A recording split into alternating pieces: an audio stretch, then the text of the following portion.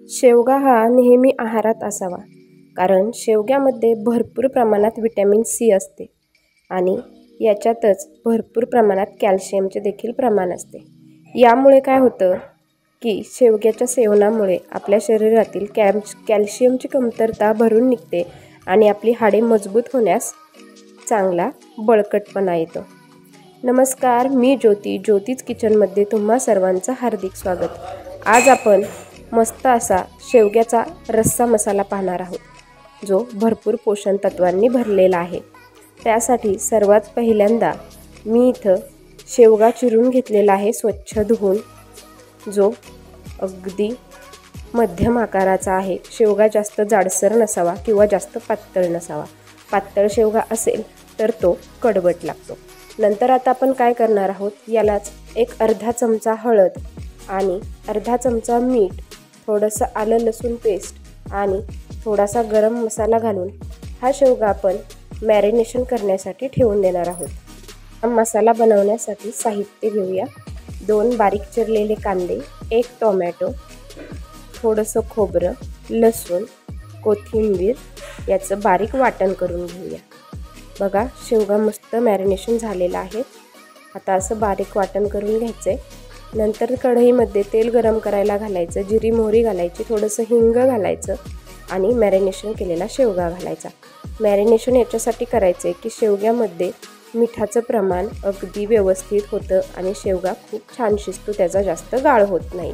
ही secret पद्धत नक्की लक्षात ठेवा। आता केलेलं वाटण घालून छान परतून घ्यायचं, जोपर्यंत तेल सुटत नाही वाटणाला।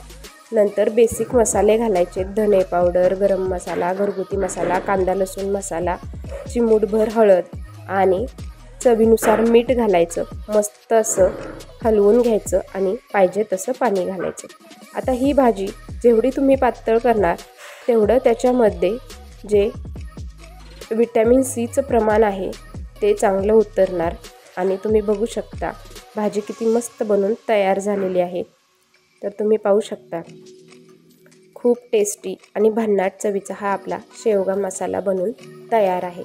तुम्ही हा शेवगा मसाला भातासोबत, चपातीसोबत किंवा भाकरीसोबत खाऊ शकता। आठवड्यामधून एकदा तरी शेवगा मसाला नक्की बनवा या अशा पद्धतीत। जर अशा पद्धतीत तुम्ही हा शेवगा मसाला बनवला तर नेहमी असंच बनवणार ही 100% गॅरंटी आहे।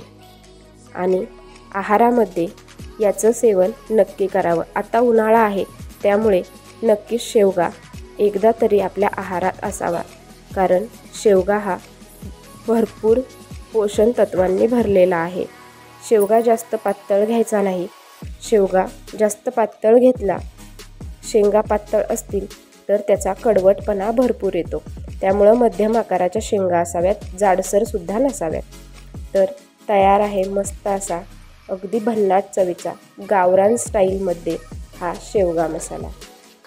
तर तुम्हाला ही माझी रेसिपी आजची शेवगा मसाल्याची कशी वाटली मला कमेंट करून नक्की सांगा। आणि माझी ही रेसिपी जर तुम्हाला मनापासून आवडली असेल तर भरभरून लाईक करा, जास्तीत जास्त लोकांपर्यंत शेअर करा आणि माझ्या चॅनलवर जर नवीन असाल तर माझ्या चॅनलला सबस्क्राईब केल्याशिवाय जाऊ नका। तोपर्यंत खात रहा। धन्यवाद।